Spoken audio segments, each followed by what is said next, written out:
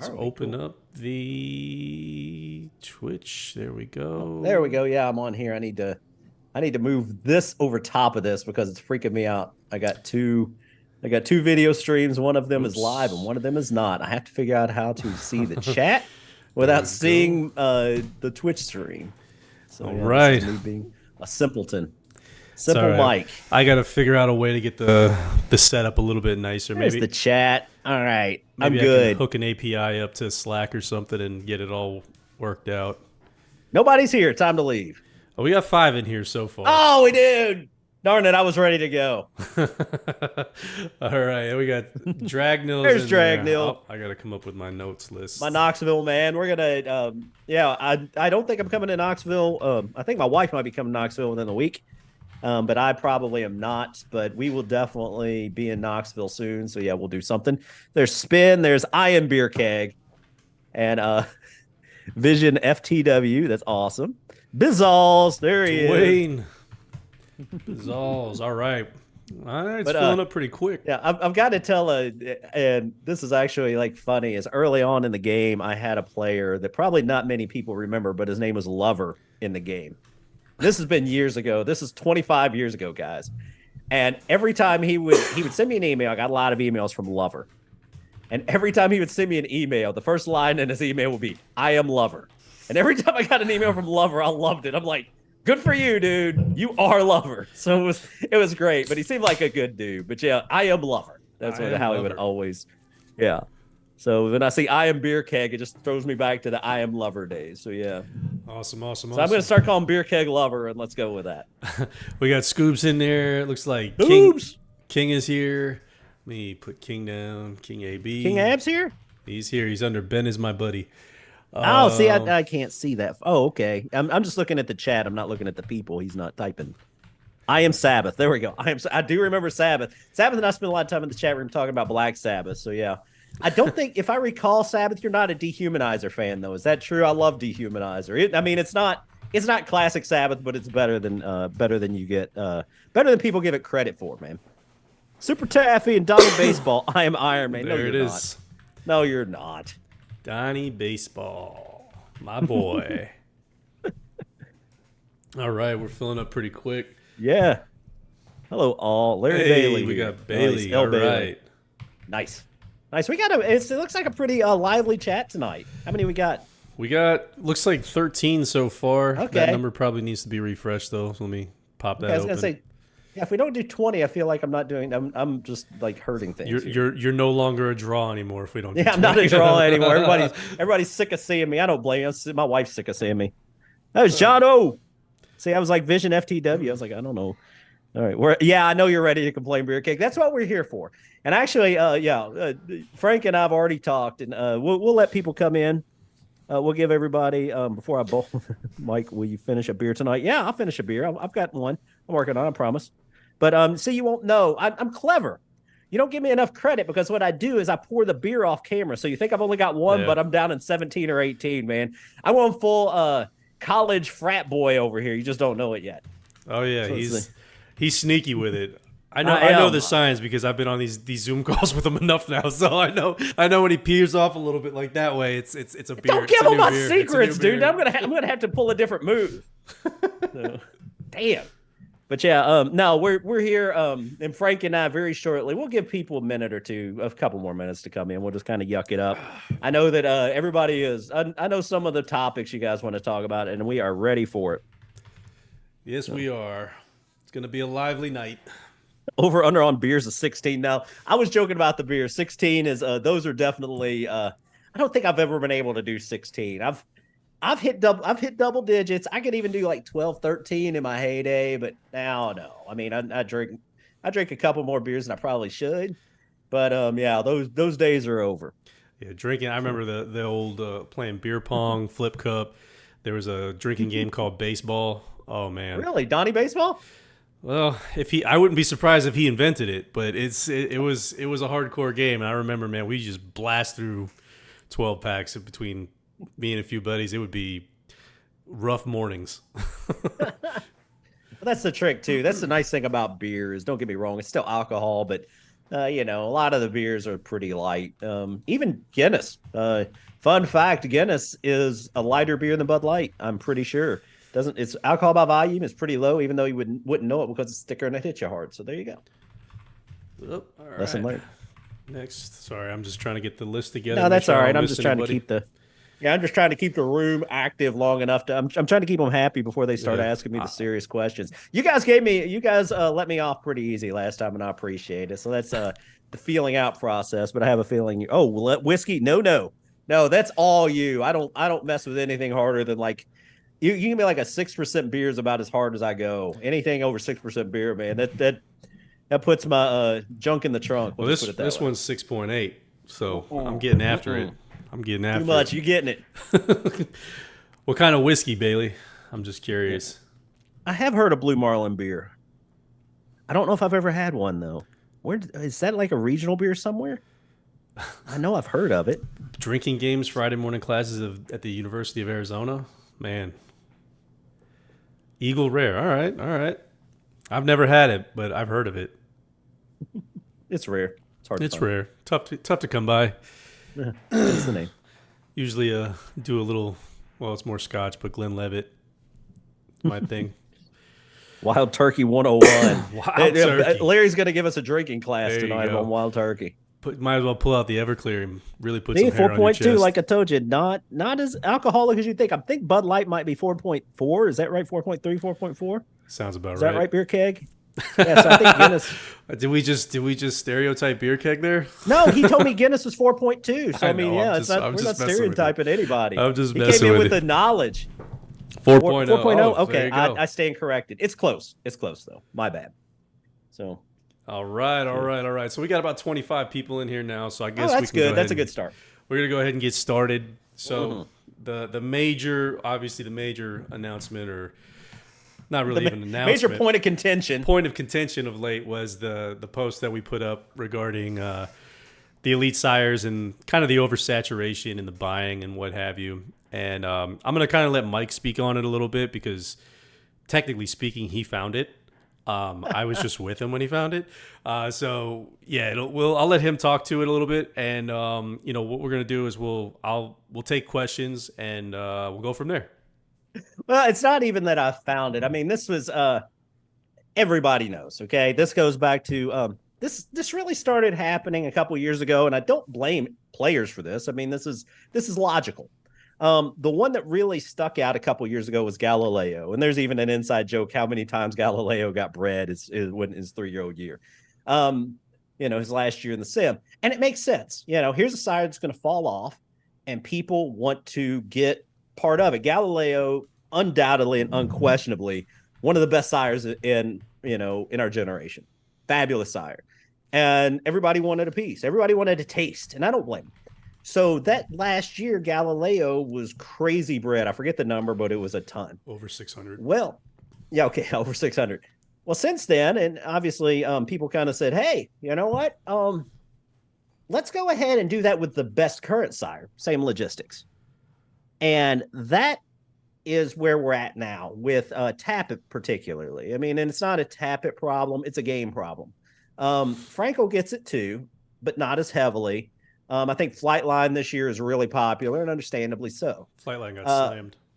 But even then, I believe at this point, and I'd have to look at the numbers, and correct me if I'm wrong, Frank. We looked at the numbers recently, but I think Tappet, from a purchasing state or from a breeding purchasing standpoint, the credit purchases, of course, we've got kind of torqued down. Tappet for credits goes as much as like a No Nay Never or a Flightline because it very is. I mean, it doesn't allow those to come on board. However, Tappet from a points perspective, correct me if I'm wrong, Frank, is doing 2-1 even over Frankel. Yes, that's correct. And I think it's even higher than that. It's definitely And higher Frankel- than that now. Yeah. And Frankel is doing higher than, it's like if you look at the top 3 or 4 sires, Tappet is the runaway, but even the top 3 or 4, they're notably higher from a points perspective. And the funny thing is I mean, we've got No Nay Never is a great sire, Into Mischief, a great sire. We've got some other great sires out there that don't get that kind of usage. And the point is that it's not that we're trying to keep you from, we're not trying to punish anyone. But at the same time, much like we do with the credits we do kind of a bit of a free market. We flip them where it's a free market and then it's capped at 1,000, a free market capped at 1,000. We don't want the breeding points to go that high. I'm not looking for somebody to spend 3,000 breeding points or 2,000 breeding points on Tap It. That's not the goal. But we need to find that level, that kind of happy balance on when does Tap It get high enough that some people still want him enough to spend X amount of credits. It might be 1,100, it might be 1,300, might be 15. We're not sure. We're still kind of it's going to be reactionary to how much he gets used. Right now, it sounds like in theory, if we and I'm just this is not in stone. I'm not saying this is the way we would do it. I promise you that. But let's just say that we look at the number 800 and we add the number of breedings, and that's going to be his cost. So if you say 800 plus the 600 and some breedings, and it puts him at like 1,450. Well, I promise you this right now, everybody's breeding at 1,000. So you won't get 650 breedings. It'll start to slow down, and then it might start to peak up. And there's going to be kind of this happy divot that people go, this sounds like a fair price for Tap It.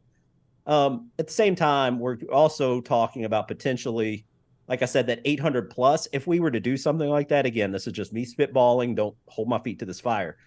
But in turn, then a sire like No Nay Never, who doesn't get as many, you're talking a sire that's going to be under BP wise compared to what he is now. So you'd be able to get No Nay Never for under 1,000. So it's not that we're sitting here trying to, we're not trying to take breeding points. We're not trying to inflate them. I know that's a concern, and it's a valid concern, but that's not the goal at all. The goal is to put, and I'm sorry, I'm not reading the questions. I'm sure Frank has about 1 billion. He's going to fire me. I'm kind of spitballing because this is all off the top of my head.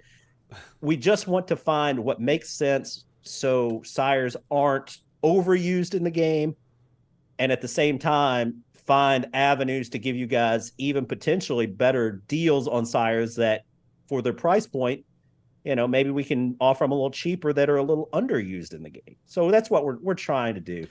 Do we have a perfect answer for that? No. And that's why Frank's out on the board kind of fielding feedback. He's doing a great job with that. But yeah, Frank, you're willing to, if you want to open it up and tell me, I saw this thing flipping, so I'm sure there's plenty of questions, but I can't read that far again. This is my bad distance. So. Most of them are still talking about drinking. So okay, that's fine. Well, I can do that. I can talk about drinking all you want. I'm fine. If that's where we want to go with this conversation, yeah, this is going to be happy for me. Yeah, I can do that. But even kind of further so to just kind of like piggyback on it. We did get a lot of good ideas, right? And I want to reiterate that I did read everybody's comments, and if I didn't respond to you, it wasn't because I was ignoring you or anything like that. There's only so many hours in the day, and I try to respond accordingly. I take a little bit of time to write my responses. I don't want them to come off as, I don't want them to get misconstrued as me being disrespectful or anything like that, because a lot of this stuff can be, it's based on perspective. So if I didn't respond to you, please don't take it personally. It's not intentional. It just means that you fielded your I didn't announce that, your opinion Taffy. very eloquently, and you did a good job of it. So yeah, and I can say this to defend Frank on that. When you're a lightning rod to some degree, and when you're one person responding to even 3 people, that means you're responding 3 times as often as they are. So it's difficult. So yeah, Frank, you're doing great. Well, I appreciate it. But like I said, it's again, I know how it looks on the forum sometimes, and I did get an email from somebody who was like, "Hey, are you ignoring me?" And I was like, I had to respond and be like, "No, I'm not. I just, there's only so many hours in the day." But right. Yeah, I mean, so we did get a question. Shaq said, "Would the cap be set for the entire year, or would it be dynamic? If the horse is used another time that year, the cap will go up by 1." You know what? That was my idea. Again, this is all spitballing. This is kind of like the logic there being, Shag, and this is just, again, I'm not saying this is set in stone, but the logic being this is it would be like a rolling 366 days or 365 days, or it could be a rolling whatever, but something that's rolling.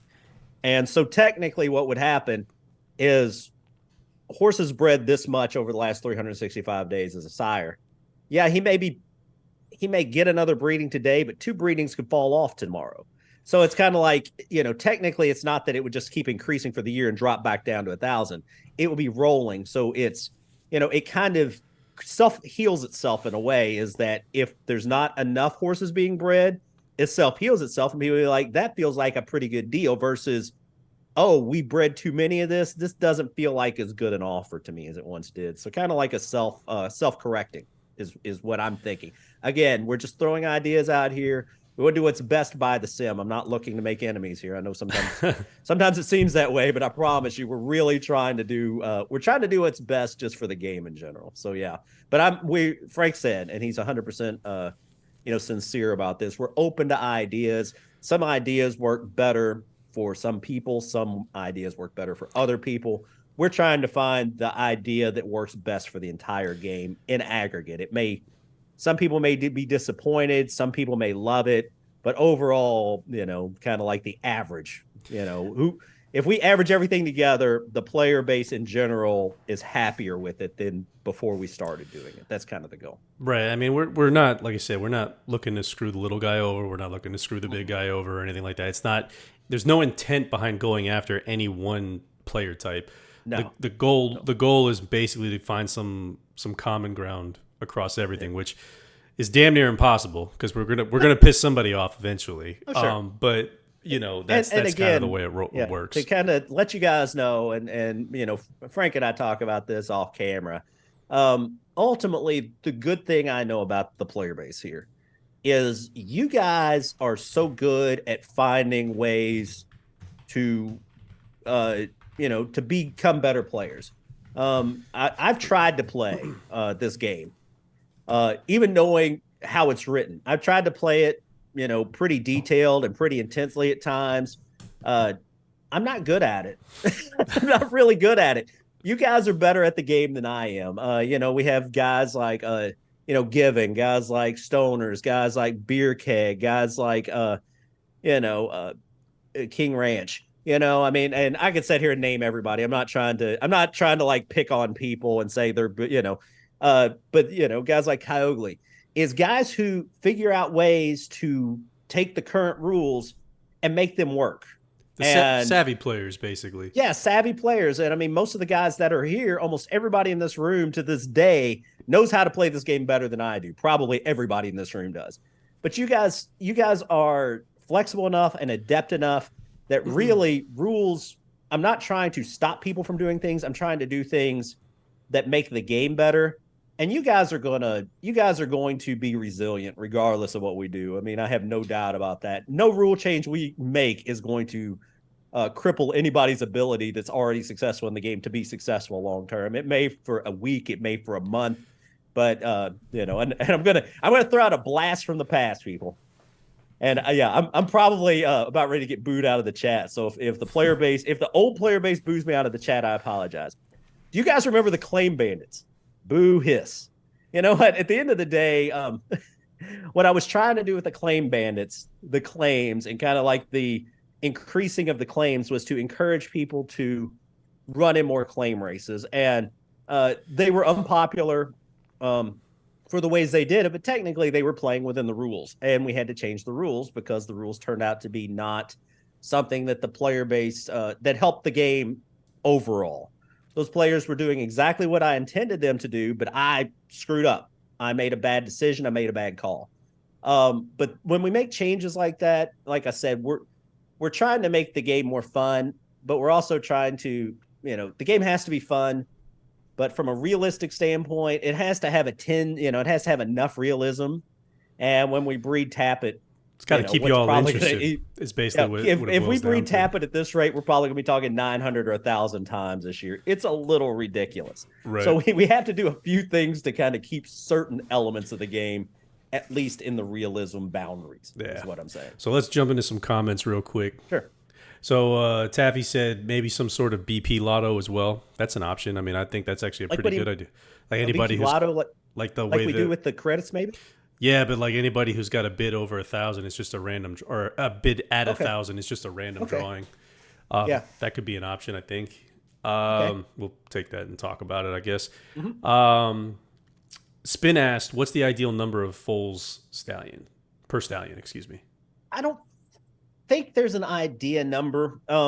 If I recall, we breed about 70. I think the game right now breeds about 70 with credits. Okay. I'm not against even like over the course of a year with credits and points. I'm not against being in the 300s, I know that seems like a lot, but with shuttle stallions in real life, they can hit pretty high. Um, But we're so I'm bigger not too in, than real life. That if you think huh? about it, I mean, we're bigger than real In life some ways, in yeah. a lot of ways. So yeah, well, yeah. So so yeah, I'm not against having like 300. And right now, I think again, Frank can check me on this, but I think Frankel's like in the low 300s this year. He was. Um, I I do know Tap it's like at six something, Tappett's and over that's where it six. gets. Yeah, that's where it gets egregious, And again, no shame on the player base. You guys are doing No, exactly what you should be doing. absolutely. I So mean, yeah, again, not blaming anybody for taking advantage of no, that. I not mean, at all. that's what it's. I It's not mean, even advantage. You yeah, guys that's are not the right playing the word. game the smart way. And Absolutely. that's not, yeah, that's not against, like I said, especially this change is not something we're trying to curb behavior to keep the game in check. We're not trying to keep a player in check. We're trying Right. to keep the game as a whole in check, is what we're trying to do. And to circumvent that, like we said, I'm not against uh, having other things, other breeding points in the game change. Like has been said, maybe the breeding points drop too slow, or maybe maybe there are other ways we can make Brian Padre Bry last time asked why I tied. I'll tell you why I did this. I think I finally remembered why I tied sires to dam sires. I think the reason I did that was because ultimately, if you breed, I think I did that once breeding started. And ultimately, if you have a sire in the game, he's going to become a dam sire in the game and you're going to breed to him. So the reason I tied those together organically and the way they move has to do with the fact that, yeah, we don't want dam sires to blow up because the sire blew up. Right. And that's exactly what's going to happen in Tappet. In a couple of years, we're going to have 600 and some dam sires running around with Tappet. And we don't want more people layering on more dam sires with Tappet when we already have 600 and some organic breeding dam sires in the game from breeding. That's why they were tied together. But that said, I'm still not against somehow, some way, even I won't say untethering that movement because I think the movement needs to be tethered, but maybe even lowering the dam sire costs a little bit in some regards on some sires that have dam sires. So I think that's what we're trying to do. So and I know I'm kind of talking in circles. No, you're good. You're good. We got Texas Ace, who's a first time Yep. chatter. Yeah, Texas Ace. Yeah, it's yeah. I was talking about players. This guy may have more horses a year than anybody. He's up there, so he knows what he's doing. He said, "Why allow breeding points and credits to be commingled for breeding? This allows a player to pop one or two sires at 1,000 BPs from different stables, and then use one or two credit horses to complete the breeding. Why is this allowed, and when did this change occur within the game? It wasn't that way in the original rewrite." I'd have to look. Honestly, yeah, I'd have to figure that out. I think, and again, could be wrong here. I think that when you again, I'd have to look. Maybe that's something that changed that it wasn't intentional. Give me I mean, and I'm not asking you right now. I'm not trying to put you on the spot. Give me an example if you don't mind. You don't have to put it in chat. Send us an example, and I'll follow through with it. And I have no problem, trying to follow up with that. A lot of the changes, I try to make. I'm not, sometimes I'm wrong. I mean, I'm not going to lie. Sometimes I'm wrong with changes. Sometimes I make coding mistakes. Sometimes I'll try to make one change. A good example, if you remember a couple of years ago, where I had to shut somebody down that found an error in my JavaScript and was able to try to breed a whole bunch of horses they had no business breeding. And I stopped that, and that was a coding mistake. Offhand, again, I've been doing this, and this because I mean, Texas A's been around almost as long as the game has. I know he's been around at least 15, maybe 20, 25 years. I forget stuff. I'm getting old. I won't always remember why I did stuff. It may have made sense at the time, and it may be an honest change. Could be a mistake. So yeah, give me an example. Give Frank an example, and I'll be happy to look into it. I'll be happy to follow through at next chat or during the forum. I'll be 100%, open and honest if I screwed something up, or if it was a change that was intentional.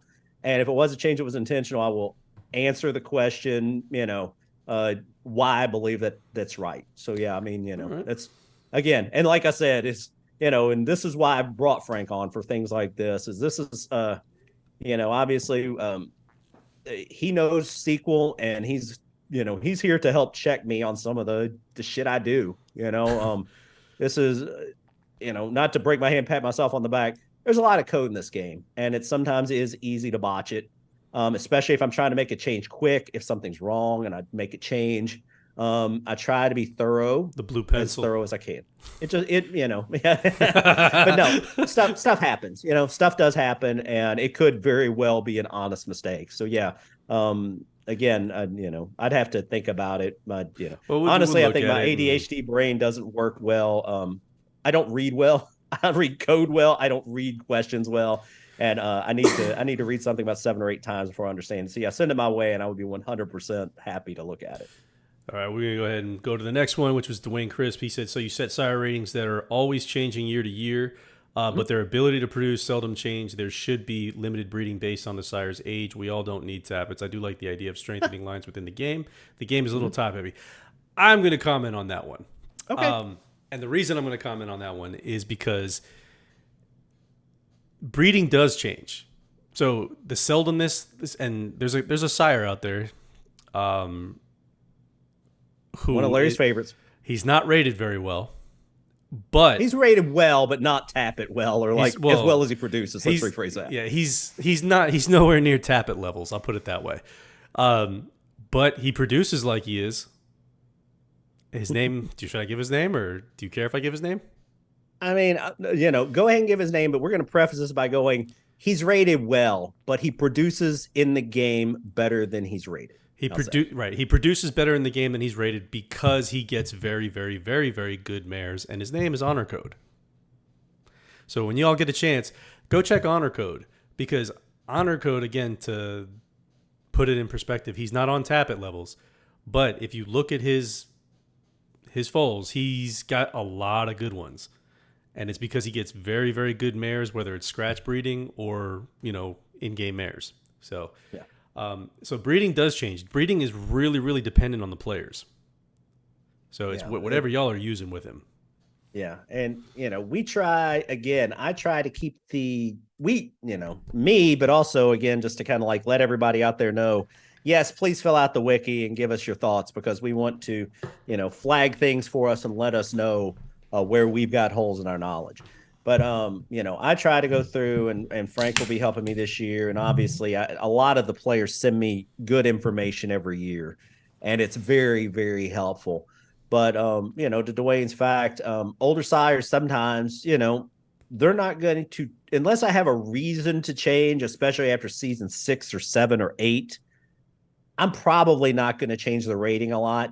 There are these, I do try to recalibrate the game. Again, I try to have this is the average breeding of an average sire. This is the breeding of this level sire. And I try to recalibrate the levels so they all come out.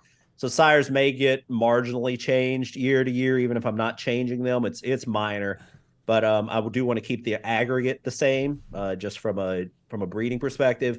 But yeah, once a sire's in the game for 8 or 9 years, I'm not going in there and screwing with him all the time. I mean, there's no reason to. He's been set, and like I said, unless there is a reason, unless I've been given.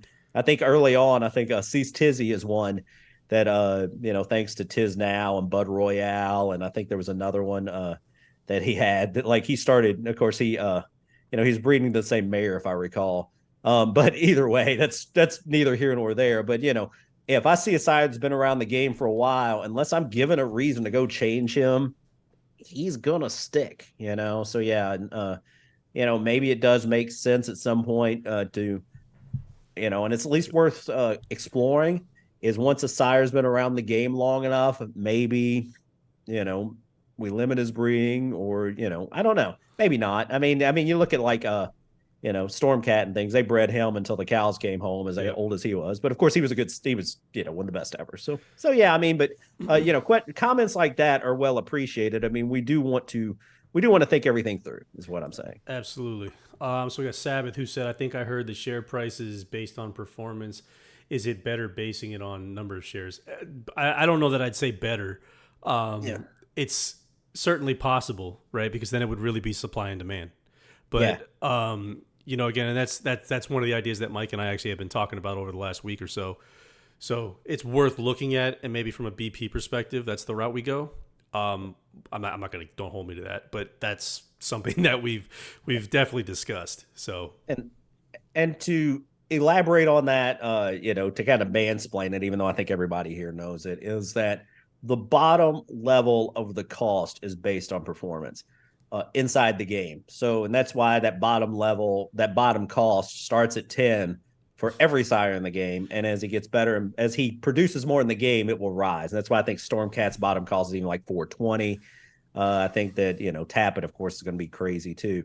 So yeah, but as far as the sire share, it may be that maybe that number, it prices out some sires that have been in the game. I guess technically it's kind of what, in a way, yeah, they kind of like caps the floor on some of the older sires and keeps people from using them. Maybe maybe that makes sense, and maybe it doesn't. But yeah, the more they produce in the game, their bottom rises, but their top doesn't. Their top still starts at 1,000 and drops down. So, Right. so yeah, what we're talking about with the shares is, the more shares, obviously, maybe that top goes up. But I think maybe the bottom and the top go up together.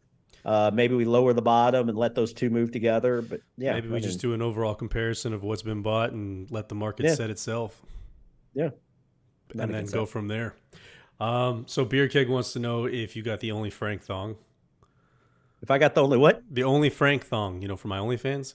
Oh yeah, I've been. I'm actually like, I'm wearing it right now. Nobody can tell. Oh man, I would say prove it, but I don't want to see that shit. So no, that's why I'm out here on the porch. My wife threw me outside. She didn't want to see it either. Oh God, can't drink enough to make me want to see that. Let's see. I'm looking for more questions here. Sorry if I'm just skipping your comments here, guys. So Jono asks, let's say a sire would generally breed with say 100 to 120 mares a year in real life. So why don't you limit premium sires to 10 to 12 breedings a month, fixed pricing for credit or BP and shares? Easy answer to that, Jono, is because that would piss a lot of people off. Limiting it would basically cause issues because the guys who could click the mouse the fastest would basically get it. Yeah, and it'd be a combination of things. If it's fixed price, the only way that even ish kind of works, I think, is by raising that price up well over 1,000 and well over 1,500, and for the top level sires. And even then, there's probably going to be some kind of like click. I'm not looking. I'm not looking to turn this back into a clickbait banner where people have to click around and try to play. I already don't really like how we have the big mad dash to get horses in October. That's something I need to fix. Probably won't happen this year, but that's that. If we do limit it, it comes down to that, is that, like Frank said, is it's either we're going to have to raise the price so high and piss a bunch of people off, or it's going to be kind of a luck of the draw. And if we raise the price high, the people that are going to get it are the people that really grind out the game, and that's no shame in that. I mean, that's good for them. But at the same time, there are people that only want to run 5 or 6 stables. They can't run, at the end of the day, like if you earned your however many BPs it is for the cost of the sire, you should be able to get the sire. It shouldn't be like, oh, we reached the cap, now you're shit out of luck. Like we don't want that to be the experience either, right? Like it should. We're, like I said, we're trying to please everybody. We're doing an impossible task, basically. We're trying to please everybody, and it's not possible. Yeah, so, we're going to piss some people off, and that's not the goal. Isn't to piss anybody off, but like we said, it's kind of like to rise the entire tide and make everybody's experience in aggregate better than it is today. Yeah, so we got Corey K who asked the next question, says, is it possible, not impossible, is it possible to limit the sire books, maybe based on quality of mares, perhaps a tiered system so that all players with all types of mares can have a shot?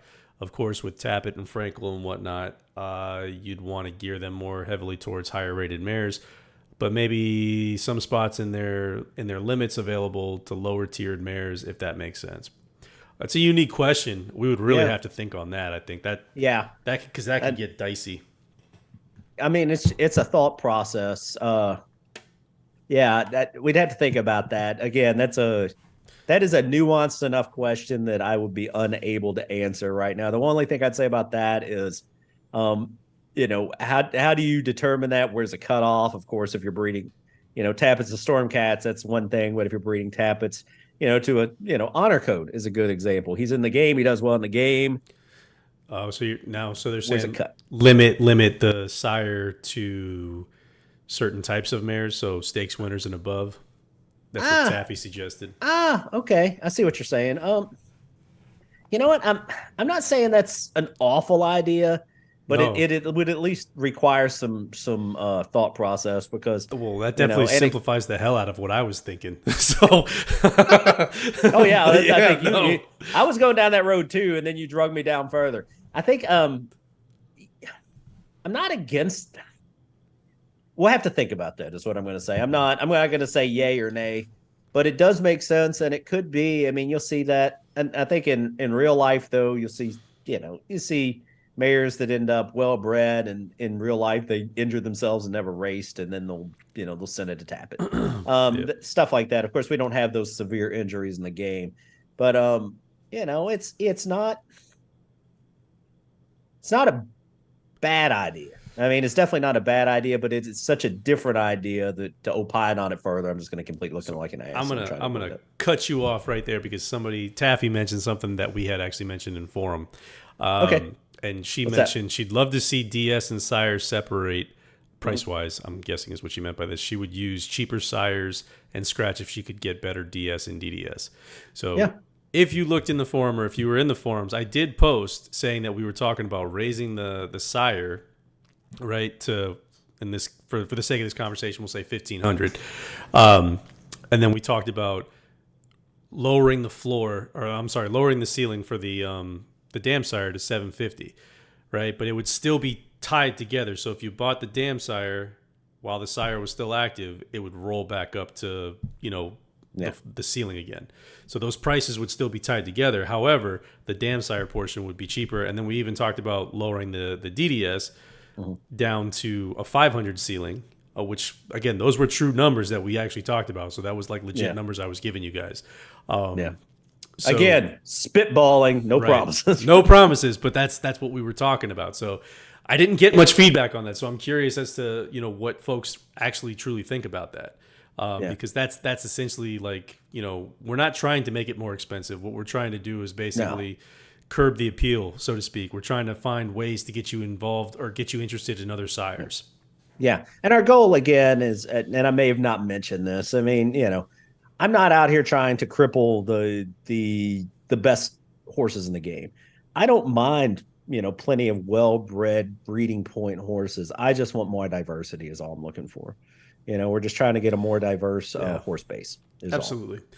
Soto said, sorry. Soto said, I can't see an issue mixing credits and BPs. I do that a lot, and I would be pretty peeved if I couldn't do it. I don't run a bazillion horses, so don't accrue masses of BPs. Yeah. So credits are very important in a way that I play the game. So I will say this, and not to jump all over you, Mike, but I know you mentioned this earlier, but if Mike did it in the code, he did it for a reason. It wasn't because I highly doubt this was done on accident.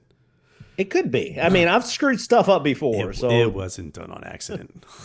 I mean, I promise, I don't know. Like I said, that is the thing, and I blame. I'm just, you guys are getting to know me probably a little more personally now, and I thank Frank for that. Or you can blame Frank for getting to know me because maybe some of you guys thought, wow, Mike's really smart. And you're like, wow, Mike's really dumb. I don't even like the guy.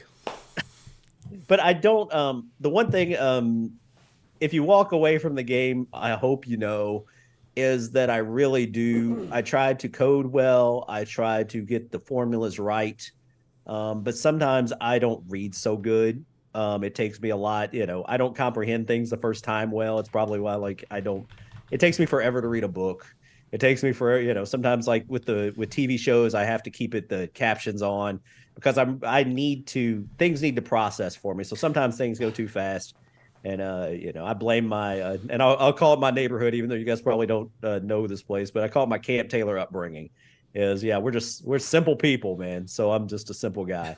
But I do want to understand, and it's possible I screwed it up. But yeah, I don't comprehend things well quickly. If it's easy and fun, I can. But if it's not, I'm just stupid. So I apologize. He's being modest, but yeah, he's a big dummy sometimes. No, I'm just kidding. I am. I mean, I say that. I'd say, I'm kind of glossing over it, but I'm very sincere about that. Is that, of all, I like to think I'm a good coder. I like to think I'm at least above average at math. I don't comprehend things well the first time. I do need to kind of torque down on it. So a platform like this, while I do want to offer you as much honesty as possible, sometimes questions come at me and the mind doesn't work like if it's math, I can do it, but yeah, I have to process things, so I need to read things a little bit. So that's just a main thing. I I just apologize. I just read Shag's comment. It said that must explain why my honor codes are all garbage. It's possible, Shag. Thor joined the chat. What's up, Thor? Let's see. We The got mighty Taffy. Thor. Let's see. Candy Ride might need a look. I beg to differ on that. Yeah, he's rated pretty well. Beer Keg says Flying Spur. Still dead last I checked. Let's see. Dwayne Crisp. The covers decrease as they age, but the last 20, but has the 20-year-old sires covering a crazy number. That's what you were talking about. Oh, you mean like in terms of like age? Like you mean limiting the number based on age? I'm You guessing. know what? Honestly, from a Dam Sire perspective, that may make sense. Even a Dam Sire perspective, I'm not against that. If we're talking limiting those or changing some dynamics, from a like I said, and that's why originally I remembered why I tied the sires to the Dam Sires is that yes, it's very true that sires in the game organically will become Dam Sires. A sire in the game today that is a sire of a horse that's a female horse will become a Dam Sire in the game when it's bred, which is why I limited the Dam Sire like that. The Dam Sire kind of runs fast and loose over there on its own. Maybe I tied all three of them together. I don't know. Of course, I guess like Dwayne is hinting at is that if you end up with like a Sadler's Wells or something, it's not tied to the first two. So maybe it makes sense I hate talking about raising the Dam Sire. I'm not, because we were just talking about lowering it, but some sort of limit or some thought on Making maybe it those are two. unavailable. Maybe we make it unavailable for a certain period of time Yeah, and just on a and cooldown. yeah, what the you're not wrong is what I'm saying. And I thank you for kind of explaining it in a more digestible term for a paste eater like myself. Glenmore Park is a first time chatter. He said a lot of stallions here shuttle to the northern hemisphere, all up over a 12-month period. They'll see 300 plus mares. Yeah, I guess the difference there is Yep. that all the babies And won't again, see the track, though. That's the only thing. yeah, that's true. A lot of them won't see the track, but also again, I'm not against 300 racers. It's the 600 that gets me. Yeah, I So think that's. I mean, and given the size of the player base and what have you, I mean, 300 is more than fair. yeah, At least in my opinion. For you yeah, know, I've got no problem with that. I again, you know what? Like I said, it's not that I'm trying to limit all sires. I'm just trying to balance it. And it's a balancing act, and of course, that's always an effort and futility to some degree. So Thor said most of my sires I look for are ones I've seen in the races. If they do well, I like them. Yeah, no, I mhm. think that's kind of. I mean, the we try to mimic real life, right? I mean, that's kind of the goal. Yeah, we do So what we can. yeah, using numbers, we try to mimic real life. So trying to mock randomness is a little tough. We got And moreover, like Frank said, and he mentioned it earlier, is we try to mimic real life, but at the end of the day, the players are going to do what they do, and from a breeding perspective, they're going to breed certain ways, and regardless of how we rate horses, sometimes, you know, depending on how the player base reacts to a horse, sometimes better rated horses may not perform as well if they're not getting the damn sire, and in reverse, sometimes sires do a little better. Statue of Liberty was one I used as an example. So yeah, yeah, you're right there. So what about a luxury tax on high volume breeders? They pay more BPs as they breed more of the same top used sires.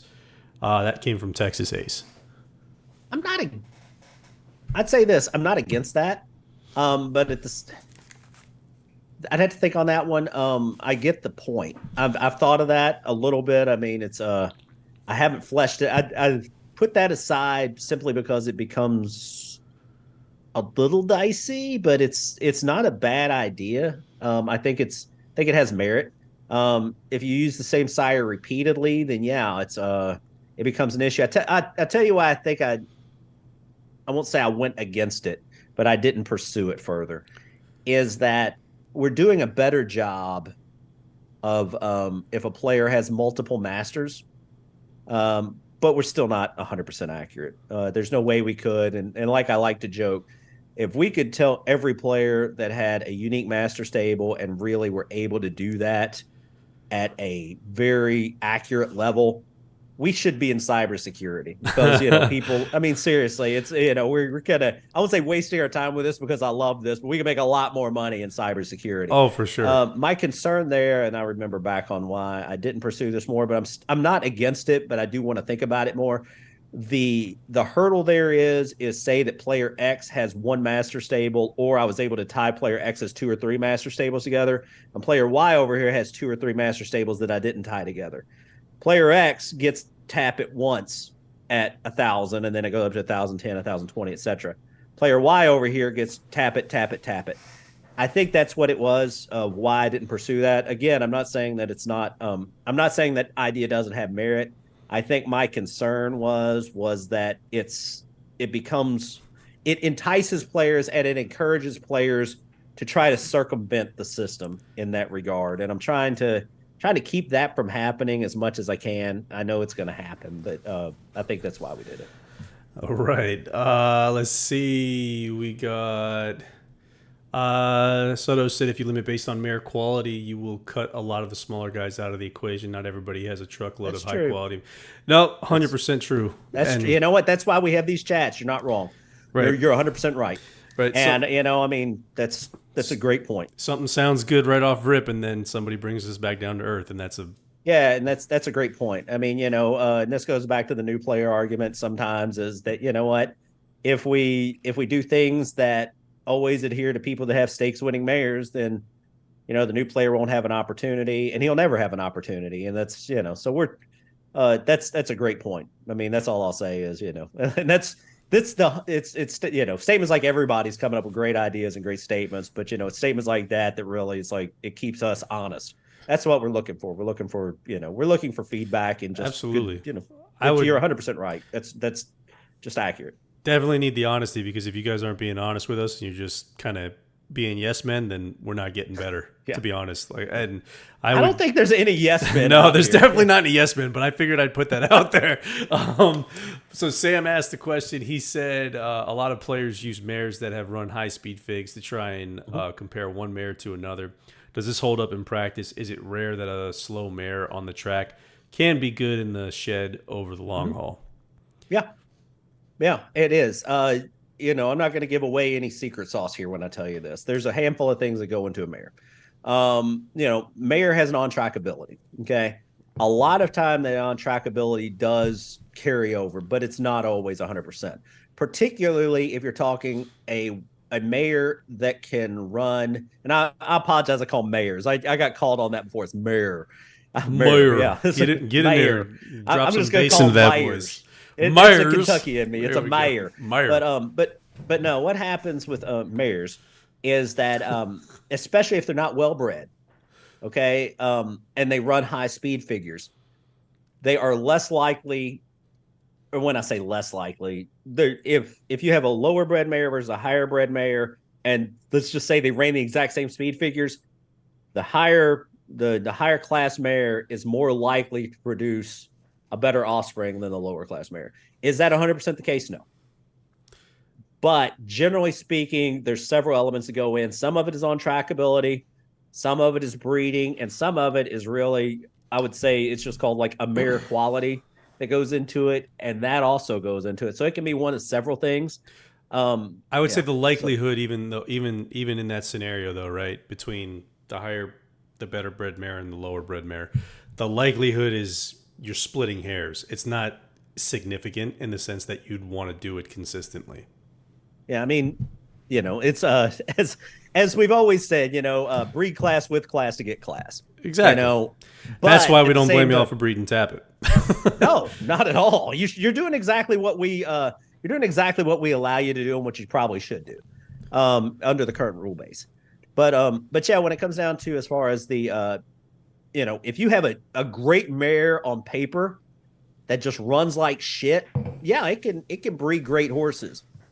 I would still prefer to find a mare that run well on the track with the same breeding. So yeah, it's but it isn't always tied to how the mare performed on in the game and on the track. Right.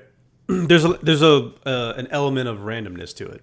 Is pretty Yeah, much the best way to explain it. But yeah, again, I mean, there's also this, Sam, and I've shown examples of this in the past where somebody just ran a mare wrong entirely, and for as good as it was, for yep. as highly rated as it was, it never was put in the right position to succeed. So it never showed that on the track.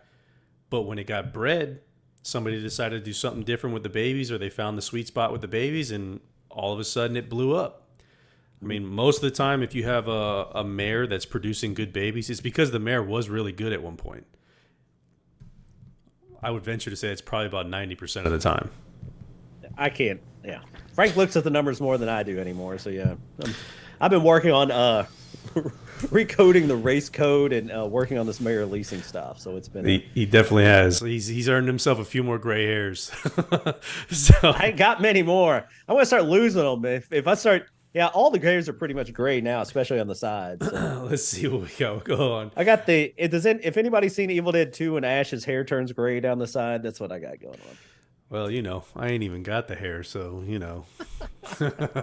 as my son told me the other day, I was getting him out of the pool, and I don't know if I told this story, but I was getting him out of the pool, and I had no shirt on, so he looked at my chest. He said, "What's on your chest?" I said, "That's chest hair, buddy." He goes, "You should put it on your head." I was like, "Oh, you little fucker!" It's like, "You're a little smartass." 4 years old. All That's right. my favorite. That's my favorite there. He's a handful. Let's see.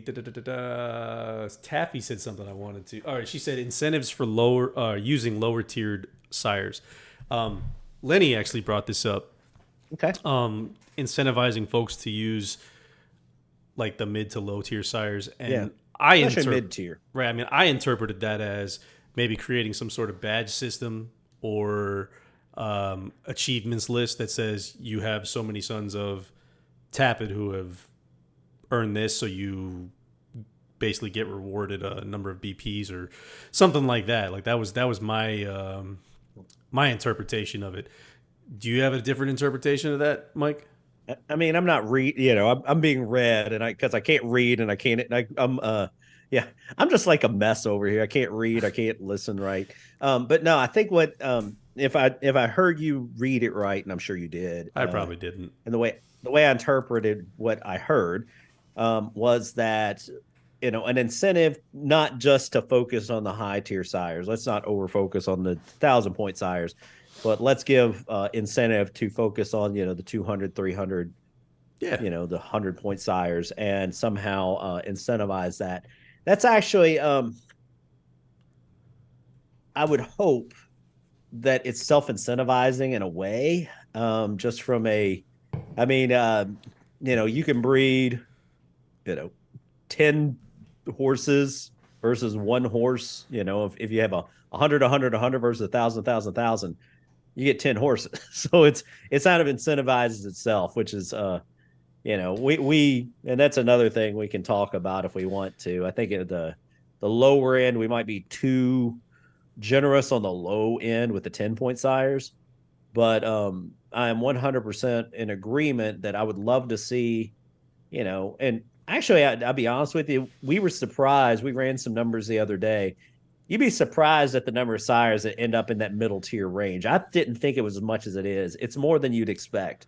But that being said, in a way, to me, it's self-incentivizing because you get more horses. Right. And if you focus on those horses that aren't used as much yet have a higher, especially where you can really do well in a sim, is, as was mentioned, is that the horses in the game, as they produce, their bottom floor starts to rise. Their low cost rises. But where you can get well, especially in horses that have been in the game like 3, 4, 5, 6 years, horses that may be a little underused, that are still well bred, that do pretty well, in real life. And also, again, like I said, the one cheat code I tell people, it never hurts to look at a sire's cost. because that's a flag that we use to say maybe we've got this underrated, maybe we've got it overrated.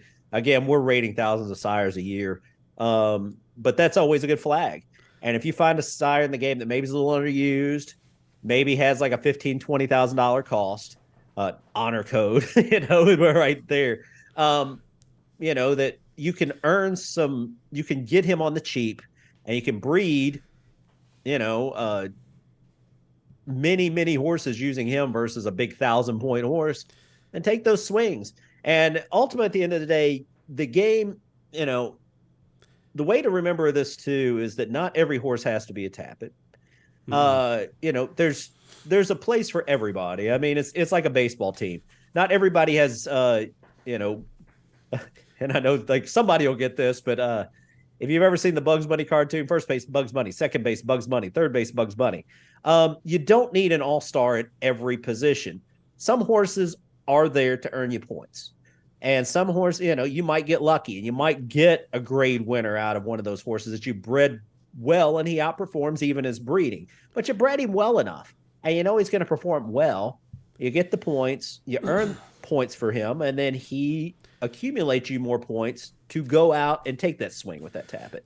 And yeah, I think that's the trick is that, like I said, I'm not against an incentive for those horses, but in a way they're self-incentivizing because you can breed a lot more of them. Right. And I'll say this too. I mean, again, going back to the honor code example, I mean, it's not that he's bred or it's not even that he's rated that well that he does so good in the game.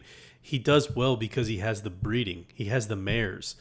Mm-hmm. Like that's a huge part of the game that I feel kind of goes maybe overlooked a little bit at times. I mean, I know I did when I first started playing. I always assumed that the sire was the majority of everything.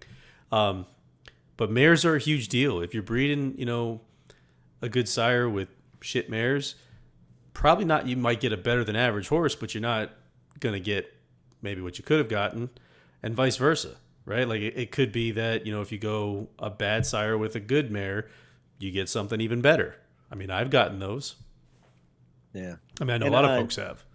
Well, especially if I recall, and again, correct me if I'm wrong, is that the mare, when you breed a sire with a mare, regardless of the sires or regardless of the mare's breeding, if you own the mare, especially if it's credits, the entire mare cost is the cost of the sire. So if you spent like 100 points on the sire, then the mare costs you 100 points, regardless of if it's a Tapit or not. So that was kind of like an encouragement to look, you've still got some of these good, well-bred mares. You can, maybe they didn't do as good on the track as you wanted, but you can still use them with some sires and get the opportunity to get something better than expected with those mid-tier mares. Yeah. Or get mid-tier sires, I apologize. Yeah, I'm losing focus. Let me go back to the chat. Let's see. I can't read that. Glenmore Park said there are a nice few stallions entering the barn for September. Not going to try and say that name right now. Will they become available in the game then? No, not at September. No. It'll be when we release the new sires. Yeah, it'll be January. And again, the reason is it's twofold. I'll give you the game. I'll toe the line with the game speak, and then I'll be honest. Game speak is we try to make sure that Australia and the United States run a similar race schedule in the game. So, we're kind of like taking two universes because of, the hemispheres, and we're trying to meld them into one. Ultimately, if we start releasing those in September, we're going to end up with like 2-year-old horses that, don't make sense in the game wise. That being said, in all honesty, in practice, it's a bandwidth thing too. We don't look to add stallions on the regular. We try to add them in bulk. It's one of the harder parts of the game. As far as like a yearly update, it's a real pain in the ass. Because I go through the trouble. It's usually late November that I will really start looking. That's when you'll see us on the board. I'll be like, if you know new stallions that aren't in the game, if you know this, send me links, send me this, and I'll go through. And I mean, it really is. It's like I'm working Sometimes I'll take historically I've taken time off work to, I work through, it starts about Thanksgiving Day in the United States, which is usually about the second to last week of November. And it goes all the way up until like right until January. So I'm spending a lot of my free time re-rating sires, rating sires, expiring sires, adding sires. So it's just a lot of time. And I try not to add those during the year because it really doesn't add a lot. I mean, from a personal standpoint, from a work standpoint, it's just work that I don't need, and that's going to be a selfish thing to say, but it's hard. It just takes time. It's tedious. I mean, Yeah. Doing ratings for any type of game. I mean, I've done them for football games. I've done them for baseball games. Like, it's a significantly tedious process, and it's kind of unforgiving because you're not going to make everybody happy again, right? And like, you're not always going to get everything right. Exactly. I promise I've missed shit. That's the other I thing. try, I promise. Oh, absolutely. And I mean, again, this year, what we'll likely do is we'll lean on some folks. Hopefully I'll be able to kind of get a focus group of folks together, and Yeah. Use the wiki. yeah, use the wiki. That's the ultimate focus group. Yeah. If you can use the wiki, then man, you're contributing more in more ways than one. So, Yeah, I mean, you really are helping the game out immensely doing that. I know I joke about it. I make it funny, but in the past, I haven't done as good a job of leveraging that. This year, it is getting harder. It is, it's taking up more of my time than ever. The more and more data that I've sires. accumulated, yeah, well, it's not even so much more sires. I think there may be less sires year to year, year over year. But more the retiring. biggest, yeah, well, I'm old, but not only am I old, but the data is becoming, because horse racing, and I don't think I'm surprising anyone, especially in the United States, horse racing is becoming, as an entire overall sport, less and less popular. It's becoming harder to get good data. It's getting harder to hunt this stuff down. And so, even though the number of sires, I'm pretty sure, continues to fall in the United States year to year, don't quote me on that, but, I think at least in the game, the number of sires I've been adding has been less. Maybe it's growing, and maybe I just can't find all the sires like I used to. They're not as easy. They're not as digestible. They're not in a similar place. But it is becoming harder and harder. So the more information you guys can give us, especially in an automated format like the wiki, historically, and I'll get stuff into January with somebody be like, so and so sire standing in Idaho or Iowa, and I'm like, okay, I missed that. I mean, of course I did. New York is another one, surprisingly hard to get some information on. At least, maybe there's a site, but I seem to miss, several New York sires every year. Or either that, or I've just got a good New York contingent that always calls me on it. But if you guys add that to the wiki, then I'll know, hey, go look for that sire. So it becomes it's self-healing. That's the word for the night. If you're looking for a word for the night, the word for the night, or the term for the night, is self-healing. Yeah, and I mean, you're also dealing with two dumbass Americans who pretty much only know our side of the spectrum, right? Like, we know a little bit about a little bit on the other side, like, European horses and Australian horses, but we're not the experts there. We're not going to even claim to be the experts, but we'll rely heavily on you guys for that stuff. Yeah. And historically, ENT, and I know he's some people in the game hate him. I love the guy. That guy does a great job pre-rating sires. I mean, I don't know if he's a bloodstock expert or something, but sometimes he'll tell me this sire is, even though he's like $5,000, he's going to be a great sire. And I'll be like, okay, I'm going to rate him higher than I probably should. And sure enough, almost like to a person, almost to a sire, he nails it every time. He'll be like, this is a $25,000 sire, but because of this, it's not going to get the support, blah, blah, blah, because of this and this. And almost to a freaking horse, he's always right. Guy does an excellent job with the European sires, and I love that guy. Australian sires, I get a lot of Australian help. So everybody that's out there in Australia who's probably not here tonight, we need to run a chat to the Aussies get in here. I love my Aussie contingent. We'll have to do it on like a Saturday morning or a Saturday we're going to have to do that. But yeah, we need to get the Aussies in here because I love those guys. But yeah, you talk about a rabid fan base, man. The Aussies love this shit. So I love those guys. They know the shit too. Let me jump in real quick. We'll go to Dwayne Crisp. He had a nice little paragraph, but I'm going to just read his question. It said, question is, does BPs and credits have the same strength breeding? Yes, it's the same. The only difference is if you breed a horse with breeding points or credits or that combination that we've been talking about, same thing. Pretty much a horse is a horse from a rating standpoint. Mayors are mayors from a rating standpoint. You're going to get the same horse. Well, if you bred it at the exact same time, I got the exact same random numbers from the system, you get the exact same horse. So Ivan says, this is a different question, by the way. Ivan says, what I've always wanted is for the player risking a certain blue blood in a claiming race to get at least half of the BPs that the claiming owner is giving away to the CPU. You know what? We've talked about this. This is a yin and a yang. I get that reasoning, but the whole goal of a claim race kind of has been, and I'll be honest with you, I'll be the first to admit, I gotta laugh at Soto's comment. dollars in the game suck. Okay, dollars in the game are worthless. That's ish by design. It's also ish just because it is what it is. A couple of reasons. Number one is betting used to be the game. You know what? I may have some form of betting eventually. That's a whole different animal. So let's just kind of punt that question. Secondly, and this is where it comes down to, and this is why the dollars in the game are ish kind of worthless. This was a decision because if you are player X and you just happen to luck into a grade 1 horse, you're going to have a lot more money than player Y. So yeah, as you get the money in the game, but ultimately back to what the question was, the claim and the points. The goal of the claim race is similar to the way it is in the United States, is that the money isn't really the reward, nor should the points be the reward. The reward is that you get the opportunity to put a horse in a place that it would other not. If you have a horse that you're putting in claim races, it's probably not competitive in allowance races on the regular. At the high level claims, that's a whole different argument. But if you're putting a horse in like a $5,000, $10,000 claim race in the game, it's probably not going to win many places. But it gives you an opportunity to earn points, to give you more points because of taking the opportunity to pick up points. It's kind of like it's kind of like a double whammy.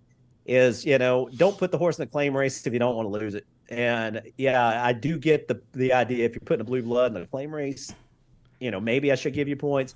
But it really is, it's like the deterrent is that somebody has to spend that points to get the horse. You know what? Not if you put a horse that is good enough in a $150,000 claim race, it's a 300 points to claim it. If it gets claimed, you probably shouldn't have put the horse in there in the first place. Stick it in allowance races. So it's kind of like the deterrent is to give the opportunity for a horse to earn points. And if it's too well bred to stick in a claim race, you probably shouldn't be there in the first place. Well, geld the male horses. A male horse should be gelded. If you're putting a male horse in a claim race, I'll just say that, this is my opinion. If a male horse has hit a point to where he's ready to go in a claim race, he should have been gelded before he ever got there. Yeah, if you don't want to lose a male horse, he's got to be gelded. He should be gelded. Somebody's going to grab it and he merit. Yeah, so geld it, and then you don't have to worry about it. If you put a female horse in a claim race, you kind of get what you ask for. I mean, it's kind of the only way that I could think that we could potentially deter that would be to up the BP prices for whoever's trying to claim. That would be they're already pretty high. I mean, yeah.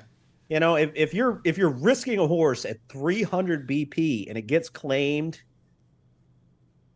I'll say this too. Most folks are pretty good about assessing their talent, right? I've seen very few and far between as far as like horses that shouldn't have been in claims fall into claims. I mean, I saw one the other day. I couldn't believe hit claims, but again, if whoever claimed it, if it runs right, is going to get a pretty damn good surprise. But I mean, like for the most part, like you guys know, like you can't really sell. I don't want you guys to sell yourself short on the knowledge that you guys actually have about the game, because it's based on real life, and what you know is what you know, and the game pretty much operates on that spectrum. And like I told you guys earlier tonight, and I really am not joking, you guys as a player base do an exceptional job of sussing out things. I mean, there's always going to be stuff that slips through the cracks, but you guys do a very good job of placing horses on average, and taking your risk when you should, and taking advantage of stuff that we do poorly. Me, does poorly at allowing you to do, like overbreed, tap it, and that's on me. So Do we plan to cut stallions? Some of those still on the list are terrible. When you say, you mean like remove them, Glenmore? yeah, I mean, we can remove them, but we're not removing based off of skill. We're removing based off of whether they retire or die or, yeah, something along those lines. that's the goal. Again, is it's hard to, from yeah, we wouldn't remove them based on skill. If anything, we might raise the floor a little bit, just because it feels like 10 points may not be enough. I mean, you can breed horses and get like 50 or 60 points for the first race of a horse in a $4,000 maiden claiming race. So yeah, we might raise that cost. But if I know a horse is literally, if I can prove a horse is standing and it's alive, and I don't care if it's standing out in a trailer in the middle of Utah, and some guy's like, taking, hamburgers to breed to his horse, I'll put him in the game.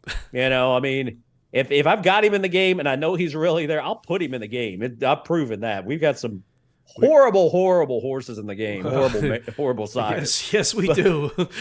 But yeah, I mean, I'm not going to remove them. In a way, to me, that's kind of that's always been to me kind of the fun of the game. Is sometimes it's annoying if if there's a horse that's just like so bad, and somebody comes up to me and like March, and he's like, I found a horse that's standing in Podunk, Minnesota. And I'm like, yeah, you know what? Remind me at the end of the year. Don't come with me at that, because I'm not gonna remember and I'm not gonna add him. But if you tell me at the end of the year, especially you put him in the wiki, he's going in the game, I'm not gonna take him out unless I know they're dead or I can't prove they're alive anymore. Exactly. All right. So we kind of, with the questions, we kind of caught up. Okay. I'm impressed. Yeah. No, I mean, Sabbath said, who actually wants to breed one tap it when you can breed 5 hearts cries for the same amount of BPs? That's Exactly. it. You're not wrong. There's nothing wrong with that. And you could potentially get 5 graded winners out of that. Yeah, Hearts Cries is a freaking excellent horse. And that's kind of the goal. It's not again, I know I'm beating I was going to say beating a dead horse, but that's in bad taste. You should have said. Yeah, no, I'm not going to say that. But of course, by me not saying I wasn't going to say it, I literally said it, which makes it even worse because I'm a simpleton. But I'm not going to, just kind of repeat myself on loop here. But yeah, there are enough good horses in the game that don't get used quite enough that if you continue, do you take a chance? And Sabbath said, 5 hearts cries or 1 tap it. If you got the same mare, I'd take 5 hearts cries in a heartbeat, because I'm going to, on average, get probably at least 2 pretty good horses. You might get a grade winner. So here's an idea, Mike, and I'm going to base this off of Ivan's most recent question. Ivan said, he said, that's why I asked the question about the BPs, because money has almost no value in the game. In real life, the owner gets the money and can keep investing. In Sim, we get the money and can't do anything with it. What if we took the money and we turned it into a way to convert it into BPs, or convert it into, no, not credits, convert it into BPs? But like Sim dollars, I don't like that. Well, no, sim dollars to BPs, but the exchange rate would be astronomical. I would say this, and this is just me spitballing, and I could be, and this is why it's good to have Frank. Now, see, you guys are getting to see the inside Donnie baseball now, to see what the kind of dumb talk we have. And this is just me kind of spitballing. See, I go to bat for you guys. Yeah, I mean, what happens if instead maybe they get breeding cards, extra breeding cards instead of BPs? Because breeding cards, at least you get an opportunity. Yeah. That can lead you to something, versus the sim dollars, which are worthless. I mean, again, by design, they're kind of meant to be worthless. Donnie said, Donnie said he feels violated. Donnie, you like it. Oh, no. No. We're not saying things like that here. So me personally, my, my dollars to BPs was bullshit. I mean, not that it was bullshit, but it was my way of not really thinking things through. But it was, I like the concept of it, but I think your idea of cards is better.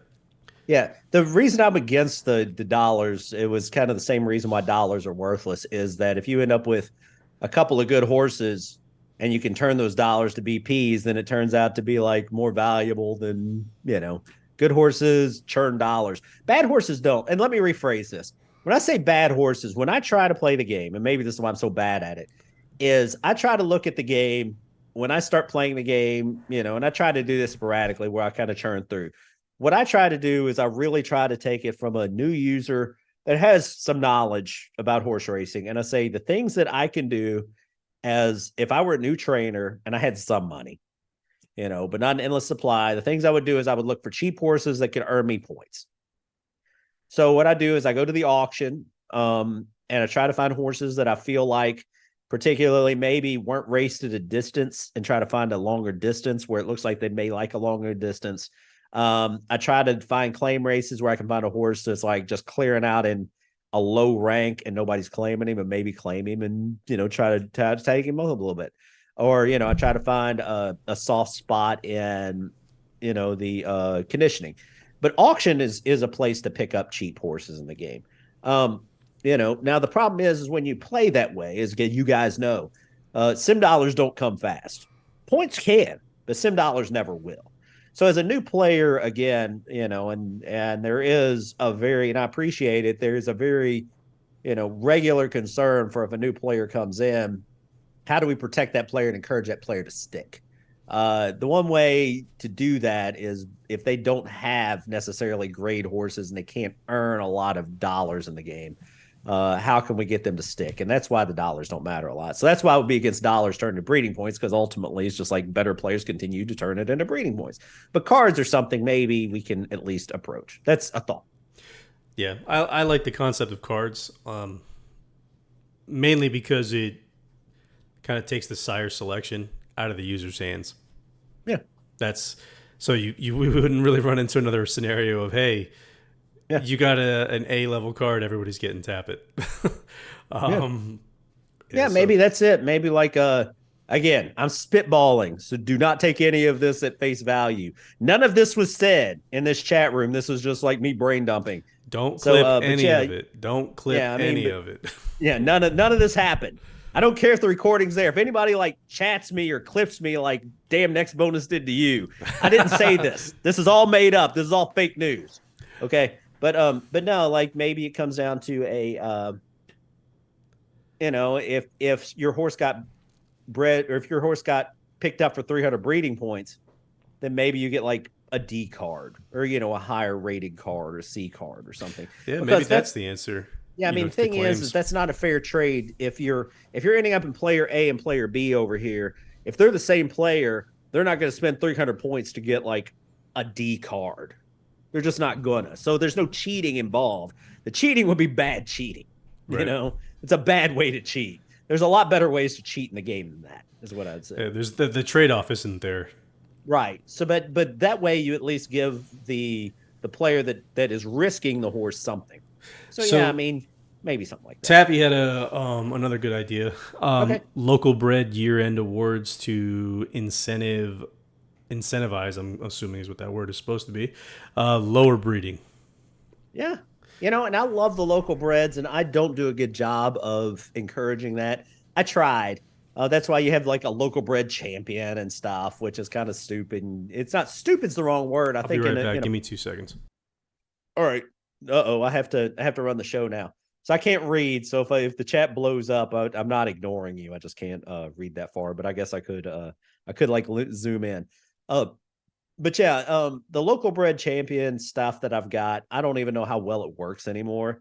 And you'll see some of those like local bred ratings where like the horse is like the 17th best horse here and there. In theory, I would really love to expand on that a little more. I think you're right, Taffy. Local breds to me are a part of the game that I think I think they get ignored, but I think the reason they get ignored is justified. The player base isn't big enough. Um, the player base is small enough right now that everybody wants to compete on the universal level. Everybody wants to be, a guy getting grade ones and winning grade one races. In real horse racing, that's just not realistic. We just, but our player base is small enough that, people want to focus on the best. I think the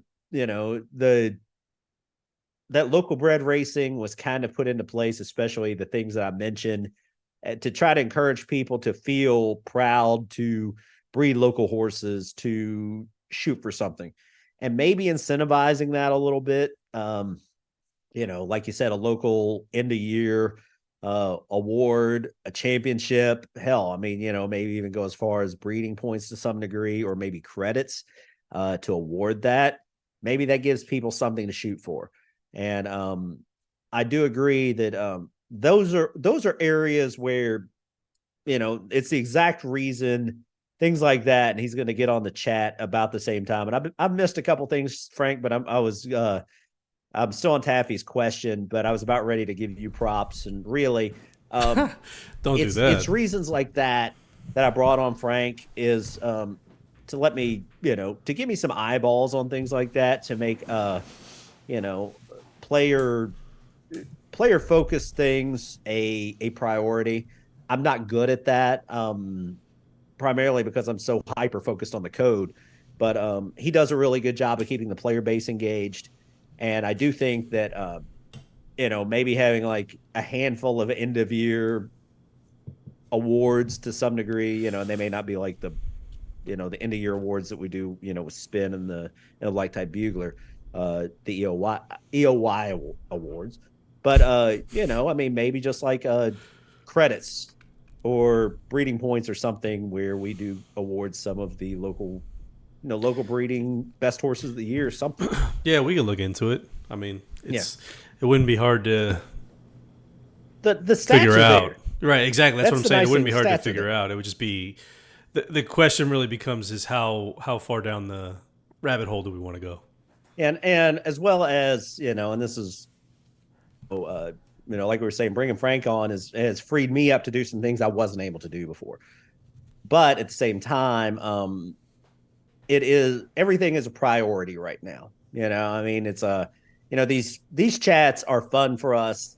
I find them to be extremely helpful to know where we need to take the game. I know Frank is doing, I mean, Frank's better than I am at this. I'm trying to be I'm trying to make this work for me, because I'm a stick in the mud, but I'm trying to be personable. And I'm the asshole out of the two of us, so there you go. But truth be told is that this is fun and this is invigorating. So, I mean, sometimes, I work our typical ass job, and it's hard for me. It's hard for me to get, no offense, I mean, it's hard for me sometimes to dig into that code that I've been looking at for 25 years. I'm like, I got to get back in this code.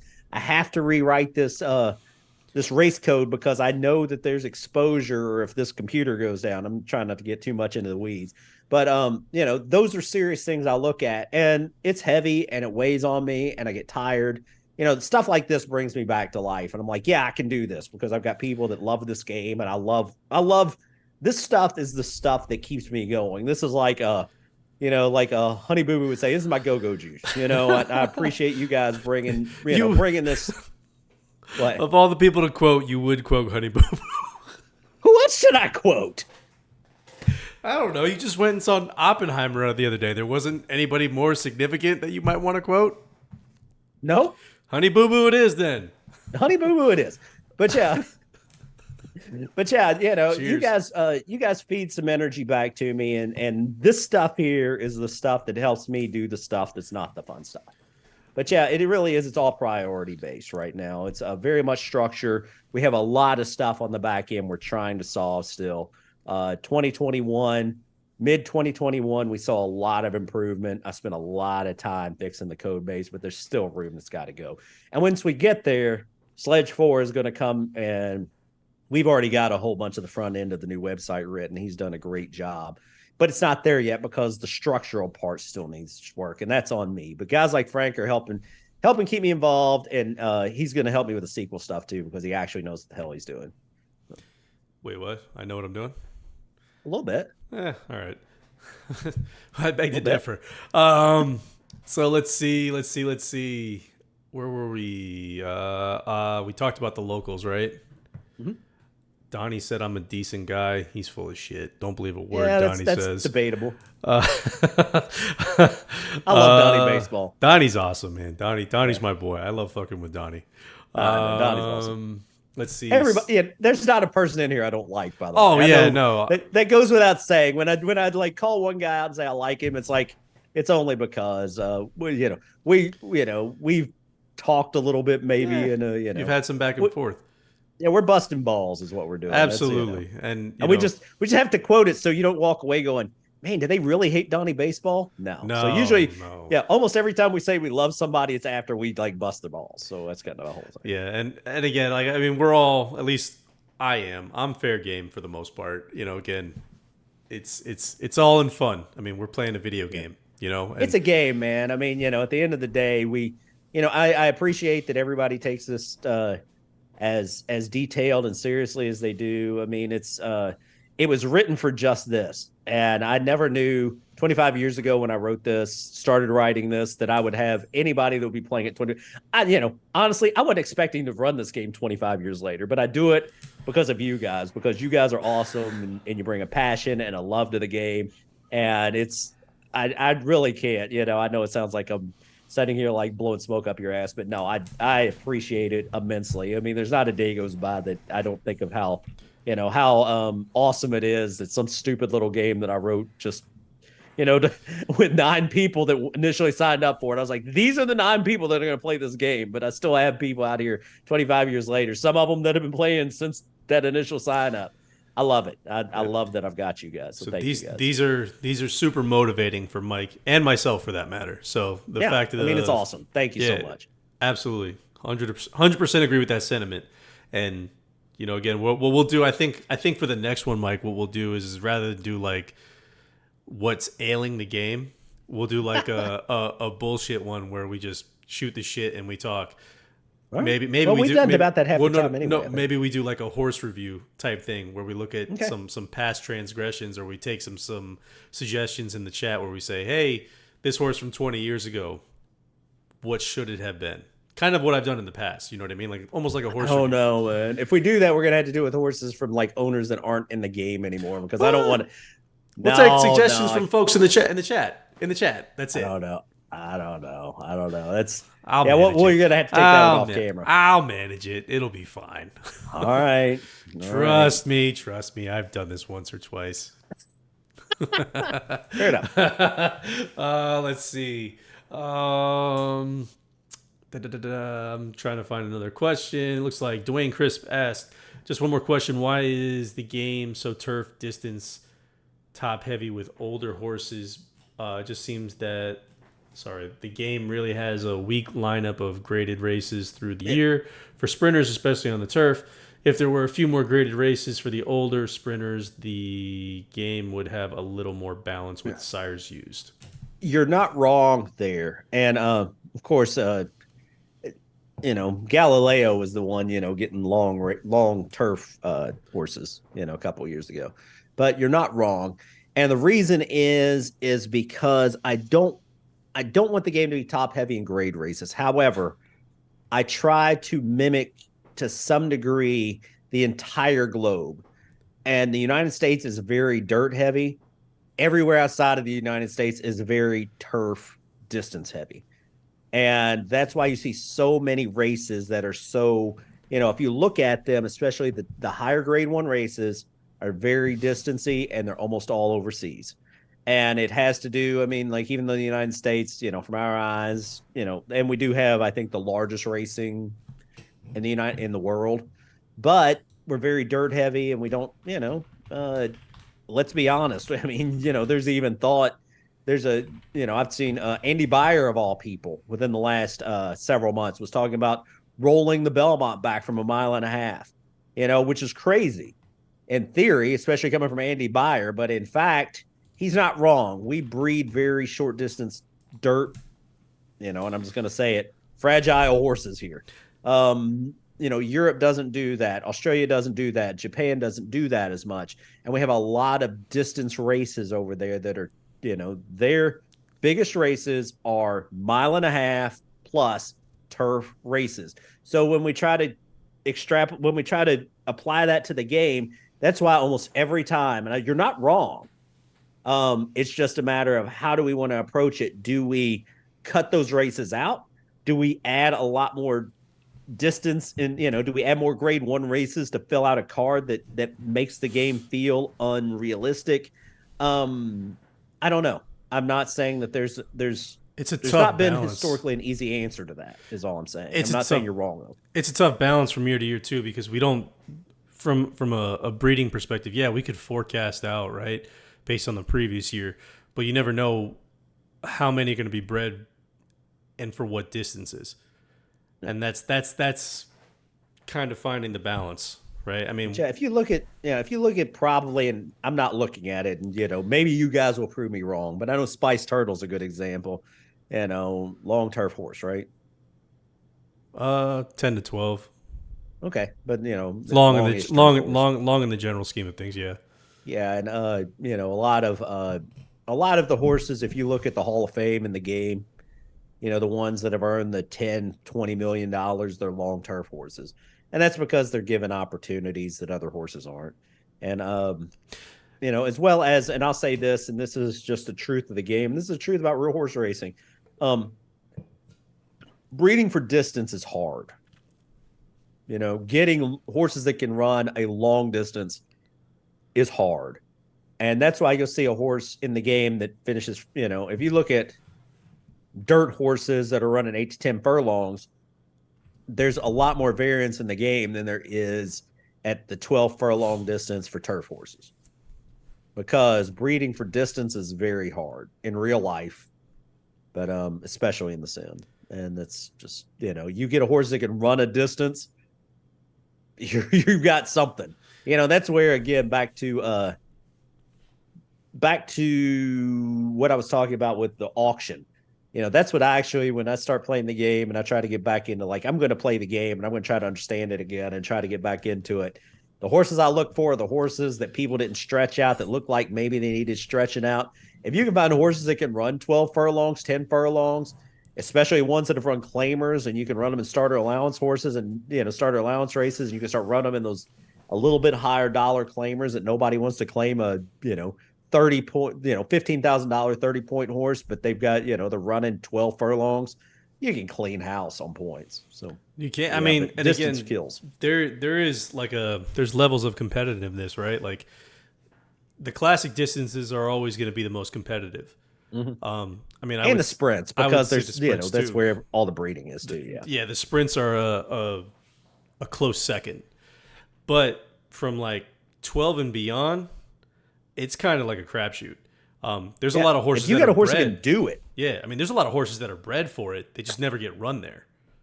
Yeah, and I think there's probably some fear that, you saw your horse had a bad performance maybe at 10.5 or 12. Just because they ran bad in one race there doesn't mean they'll run bad at 13, 14, 15, 16. It's just it's trying different things. Using as much of the game as you can. Yeah, take your chances. I mean, I think that's where try stuff. Have fun. I mean, the game's about fun, but don't be afraid to fail. Don't be afraid to, or don't give up on horses just because they didn't do what you wanted them to do right away. Yeah. There's some of my favorite horses have been horses, and this has been years ago when I was, I played the game pretty regularly for about the first 5 years. And then it got to the point where it didn't feel right for me to do it. So I quit doing it, but sporadically I'll take really shit stables and just, have fun with them. But, yeah, it's, some of my favorite horses have been horses that turned out not to do what I wanted them to do, but they'll run distances, they'll run, just be real, they'll be competitive and really shit races, $4,000 claimers or whatever. You'd be surprised. I think that's the thing. If you can find a horse that can run okay at 12 furlongs and run it in $4,000 12 furlong claimers, you can clear house and nobody claims them. Why? Yeah. I don't know, but they won't. I mean, I'll be honest. You can get like 15, 20 points here every race and nobody will fuck with them. I've gotten ballsy over the last year and a half in claims. I mean, it's it's come to bite me a little bit because I've been doing the streams, but it's, I've gotten ballsy with dropping horses and claims, and it's because for that reason, like I'm trying to earn BPs, like, and they're just not competing at the allowance level. So if they're not making it there, hey, you got to make it where you can. And that's the best way. That's the best way to explain it. Even like looking at, like, again, the distance thing, right? Like the least competitive division has got to be from 12 to 16 easily. Yeah. Because Probably even about 11 and a half. 11 is but probably yeah, a good number too. Yeah. 12 is when it really triggers. There aren't many horses in the game that can run that. If you guys can find horses that can run that, you're golden. Yeah. Just take your points and run like a little girl to the candy shop. I mean, you've got it, So yeah, then I'm probably like, we're going to see a whole bunch of claims in the 12 furlong claiming ranks now. But I'm telling you, people drop horses in the allowance, or not the allowance. People drop horses in the auction. That I love the auction. I love the auction for stuff under like $1,000. I'll go pick up horses in the auction and run horses. I made my bones on that stuff. Yeah, it's fun. That was how I got started when I was playing. I bought a shit ton of auction horses. I didn't claim anything. Well, I claimed a few, but I bought a shit ton of auction horses, and I just ran them where people didn't. Mm-hmm. And some hit, some didn't. But the cost to my pockets was nothing because it was sim money, right? Yeah, it's not consistent. I think that's the thing is, and it's like real horse racing in that regard is that, we're not all Bob Baffert. Nobody's, I'm Bob Baffert minus the white hair. All right, congratulations, Bob. I think you're kind of a dick, personally, but that's beside the point. Long story short is that don't be afraid of inconsistency. Try your horse. Get a horse, take a chance. Doesn't work, take another chance with it. If you try a couple times, it sucks. But sometimes you'd be surprised. You gotta kind of like float a little bit, try it here, try it there. You might be surprised. And shockingly, especially in claim races, not as many people are out there like mining claims as you think. It's not like people are out there like trying to mine claim horses. You can sneak a lot more through than you think, especially if the thing's not well bred, especially if it's an older horse, especially if it's a gelding. Yeah, go ahead and take those chances and get those points, man. I mean, we're talking, we're literally like talking, raising Tappet, and that's a problem. But at the end of the day, the points you can earn by just running and claimers some stuff, it's. I mean, I would say you'd be surprised. In claimers, 100K and up, unless you have something regally bred, nobody's taking it. Right, you're probably safe. For the most Nobody part. should take it. Right. I mean, if they take it, that's on them. Right, exactly. Let them burn the 300 BPs, and you just say, you know what? I'll move on to the next one. I'll grab the next claimer, or I'll grab the next auction horse, or I'll breed the next one, or whatever the case may be. I mean, I do that shit all the time. I mean, I can't tell you. And again, if you've got a male horse and you're dropping it into claimers, I'm just telling you right now, gelding first. Nobody will claim it. Yeah, nobody will claim it. And if they do claim it, they got a gelded horse. They can't breed it, so you got nothing to lose. But go ahead and take your chance. If you have a horse that is like ish competitive in allowance races, but not pulling it off, and you're like, I'm not going to breed this thing because I'm not sure. Go ahead and geld him, run him in one more allowance race, or run him in a high claim. Take your chance. I mean, gelding can improve a horse's performance. So take your chance, man. And screw around. It's a game. Have some fun. That's exactly. I mean, don't be afraid, I guess, is the message here, right? Like, you got to take your chances. You got to kind of risk a few things. I guess the moral of the story is if the horse shouldn't be in claimers, or if you put the horse in claimers and you're sad that you lost the horse, it should have never been in claimers to begin with. Probably not, That's the way. I mean, and to put it in perspective, I put Into Mischiefs in claimers. I put Curlins in claimers. I had a Curlin. I dropped a Curlin in a 30K claimer today. I got ballsy with it. I had Ben running him in claimers, but and I was winning at like 75K and up, but I was like, you know what? I can't find him a race at 100K. I want the BPs. I want to race him. Let me just drop him to 30K and see what happens. Someone took his ass from me. I got to live with that shit. So that's the way it works. All right. Well, are there any more questions? Can I see questions? Anything going on? I don't think we have questions. All right. Well, then I'm going to do a point giveaway. I'll give I'll give 1,000 credits away if you guys want. If you don't, I don't have to. Hold on one second. I'm- Croft says okay. one thing, and then we'll go to the point giveaway. Okay, He Croft. said this was something I posted in 2019 out of the world's top 100 group grade 1 races for 3-year-olds and upwards. 2018 7R 1400 meters. The sim has won. I'm going to be honest, Croft. I'm too drunk to understand your message. I hope Mike did. Yeah, send it in an email. And this also goes back to we try to hit them all. We're gonna miss a bunch. It gets a little funky. I mean, especially karting races gets a little funky. And I'm not saying you're wrong. I mean, if you did the research, you're probably right. I mean, we're wrong. But at the end of the day, we also get races added by players. That's up for debate. Yeah, I mean, especially overseas races. I'll just be honest with you, we're a little United States heavy, because I'm a United States guy. I'm American, baby. But no, it's if America had a face, it's right there, everybody. Please, no. This is not the face of America. That's it right there. Yeah, if you want to see the face of America, go look up Kid Rock. There you go. No, please don't look up Kid Rock. He's an awful human being. But besides that, Kid Rock and his fans are going to come at me, all three of them. But regardless of that, here's the trick. Ball with the ball, all right? But seriously, it's not easy to keep up with every race in the world. I have holes, and some of the, there's been times where I don't know. I mean, it's we ain't perfect. Not only are we not perfect, is we don't, it's difficult, and this goes back to be 100% honest with you, is about 10 years ago, maybe, I floated the idea of really slowing down or limiting movement in the game. So if you were in the United States, you were kind of stuck in the United States. If you were in England, you were kind of stuck in the UK. If you're in the UK, if you're in Australia, you're kind of stuck in Australia, and making it a lot harder to move around the sim globe to try to mirror reality. That was met with much angst. We'll just put it that way. Nobody liked that idea. I thought they would.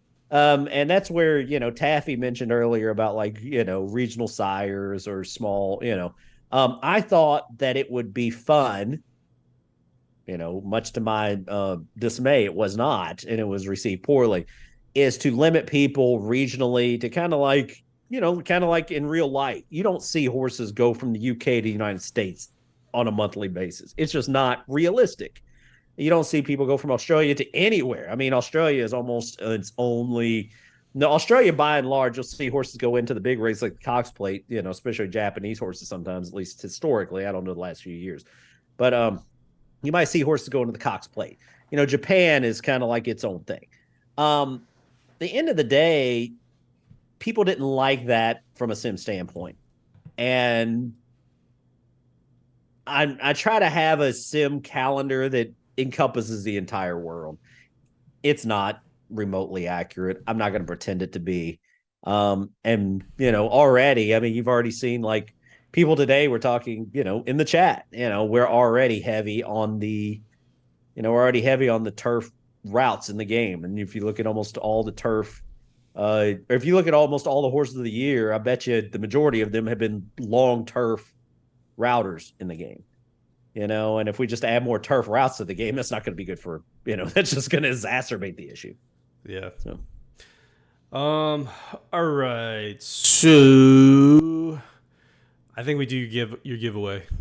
Okay. 1,000 credits. Question. In the 1820s, this guy, you don't know who this guy is, do you? But this guy, he's a monkey with a stick. He used to fight dogs. What was his name? You'll figure it out if you look up monkey fighting dogs with stick. on Google. It'll come up quick because you're going to learn something historically in the 1820s that is like one of the wildest things ever. Oh my god, dude! What? I just realized where you got one of my passwords from. Well, I'm going to have to change that. Yes, Jocko Macaco. That is Jocko Macaco. Close enough. The spelling's wrong, but I'll take it. DB got Yes. it. All right, hold on. In the 1820s, just to let you guys know, in the pits of Westminster, I believe. Let me check. London. Okay, yeah, Westminster. Yeah. Yeah, for some reason, they used to have dog fighting, which is for some reason acceptable and still acceptable in parts of the United States, though not acceptable as well as other parts of the world, which, yeah, it's an awful sport. Nobody's defending it. But for some reason, like some guy came with a monkey. He's like, dude, can my monkey fight these dogs? And people are like, sure. So the monkey had a stick and would just fight the dogs. Yeah, there you go. Jocko Macaco. The more you know. I mean, that's today's history lesson, ladies and gentlemen. That's Yes. You know what? I just thought you picked two random words that rhymed and gave them to me. That was it. But that's funny. That's like I saw it and I was like, that's where he got it from? But Yeah, this is yeah. I used to joke at work that like yeah. I love know, it. That's pretty funny. Well, it started out as a term, and if anyone's heard the term, you know what? I want to check out how. You know what? I'm going to give away another 1,000 credits. Francois's bank account's dropping pretty quick. Sure. And this is it. Okay. There is a song about a coding monkey. I know the answer. Who sings the song? And it's really not a coding monkey. It's a person they call it. They refer to him as a monkey, but he's really not. Who sings this song?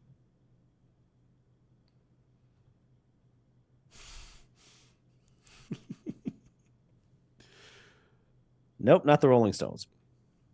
I promise you. Jonathan Colton. There we go. Spin's got it. So Spin yeah. got it. I know. But yeah, that this one. started out as a joke because, of course, I'm a coder at work. So I would joke about being a code monkey. So I had to say, like, from a code monkey standpoint, I'm Jocko Macaco. So yes, this is how I ended up with this guy on my desk at my last job. So I call myself Jocko Macaco. So That's awesome. also, for the record, and I'm not going to give any credits for this, I should. But there might is as well a band. at this point. Okay, Let's give more I'm credits only away. going to give away 500 credits though. All right, this will be 500. The other two were 1,000. There's a band that sings a song about Jocko Macaco. What's the name of the band?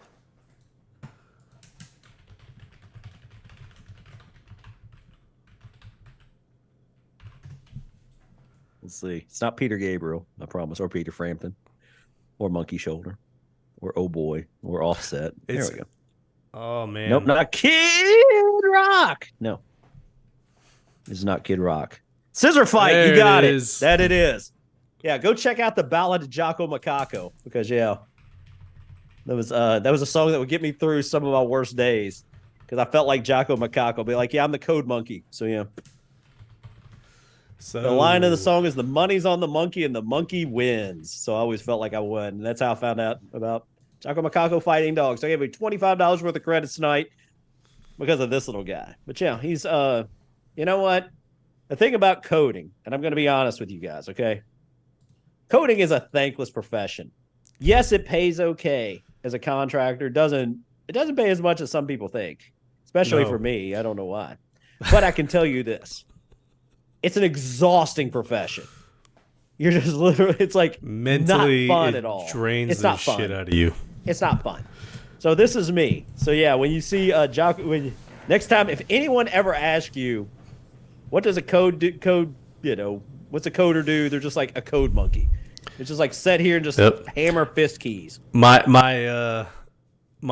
professional title is business intelligence developer, and it definitely sounds a lot more. It sounds like it pays a lot more than it actually does.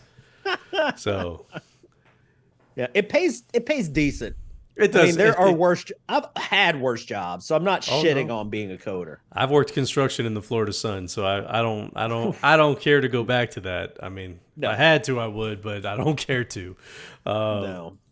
But yeah, so if there's not any other questions, does anybody have any other questions? Otherwise, we're gonna kind of call it a night. Yeah, I don't care what it is. If you got a question about anything in my background, I've talked about Bold and Brash last time. That gave some credits. I'm giving away more credits. At this point, next time I'm going to give away 1,000,000 credits. That's not going to happen. No, I don't know how we're going to swing that. 2,500 credits is the max that I'm going to give away on one of these things overall. So just saying. Show that thong. Not going to happen. Thong, thong, thong, thong. Hey, we tried. Look, listen, they're trying. I know. I got to get the shirts, the FU Donnie shirts. Those are the ones I got to get. Toughest gig was working in a slaughterhouse. Did it when I finished high school, waiting for a job to start as a banker. Fair bit of change. That sounds rough. That is rough, man. I can only imagine. Who was that? That was Soto. Steve Soto. Okay. Cool.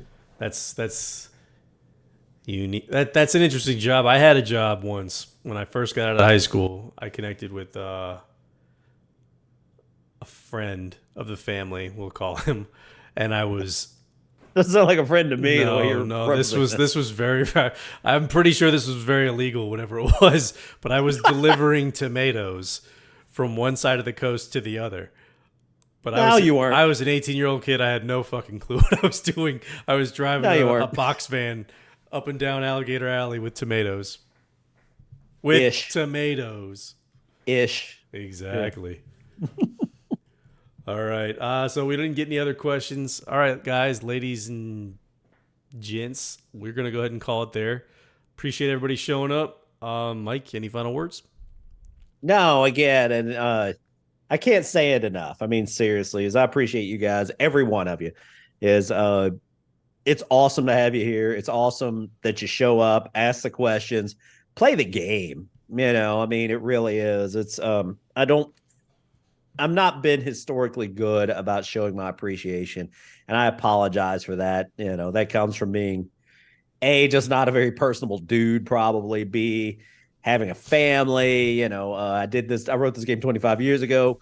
Sometimes I get burnt out coding on it. I mean, honestly, it's not going offline. Fortunately, I've not done that, but it can be a lot. But I do appreciate everyone. You guys are so understanding when I disappear for a bit. Now I got Frank out here, heading the charge and keeping me honest and, playing security guard. It really is, appreciate him. Thank you, Frank. But I appreciate everybody who plays the game. I mean, I really do love you guys. I've known some of you guys longer than I've known my wife. I mean, and that's no shit. It's honor code is down to 634. Well, I guess I just blew the pot on honor code then. Sorry, Larry. But no, I mean, this has been, this is always get the opportunity to just kind of like bullshit and, give you guys like a thought into what we're doing here. I mean, like I said, I know I repeat this, but every decision we're making, we're not trying to screw anybody. We're trying to make the game a better place. And, I know it doesn't. Interested is at the end of the day. If we can't keep you interested, then interested, engaged, and it's we realize we have to make changes. I haven't always been good at keeping up with that, but I'm trying to get better.